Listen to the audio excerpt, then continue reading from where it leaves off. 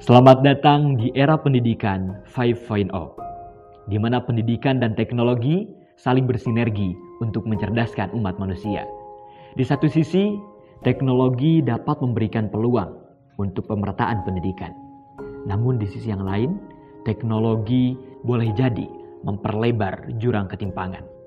Lantas, apakah teknologi dapat membuat pendidikan lebih inklusif? Atau bahkan institusi pendidikanlah yang harus berubah? Bersama saya Asep Rizky, mari kita cari tahu jawabannya. Halo teman-teman semua, perkenalkan nama aku Amiruddin, biasa dipanggil Amir. Saat ini aku sedang menempuh pendidikan S1 semester terakhir di Universitas Islam Indonesia, jurusan Hubungan Internasional.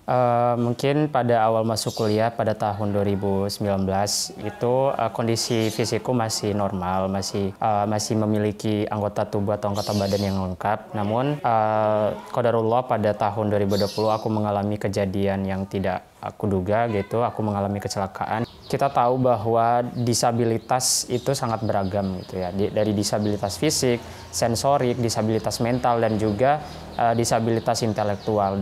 Dari masing-masing kategori disabilitas yang dialami oleh berbagai orang ini tentu memiliki tantangan atau hambatan masing-masing seperti itu. Menurut saya teknologi justru menjadi sebuah kesempatan emas bagi kita ya, dapat dimanfaatkan sebagai platform untuk bagaimana kita dapat memenuhi aksesibel terhadap kebutuhan penyandang disabilitas. Mungkin dengan teknologi yang kita gunakan saat ini kita bisa maksimalkan untuk memenuhi kebutuhan disabilitas, mungkin dengan contoh pemenuhan sarana pembelajaran untuk kaum disabilitas seperti audiobook, huruf-huruf braille, dan lain sebagainya. Jadi mungkin harapan saya adalah ke depannya pendidikan di Indonesia ini semakin maju lagi gitu ya, terutama dalam hal kaitannya dengan pemenuhan hak-hak kaum termarginal dan kaum rentan seperti kaum-kaum disabilitas seperti itu.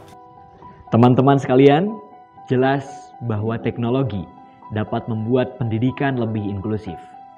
Akan tetapi, dari sini kita mengetahui bahwa masih banyak hal yang harus diperbaiki dari pendidikan di tanah air kita. Cerita Mas Amir hanya salah satu dari sekian banyak generasi muda yang memerlukan inklusi pendidikan. Ada banyak hal yang bisa kita petik dari sini. Menurutmu, bagaimana kita bisa berpartisipasi dalam memajukan pendidikan di tanah air tercinta?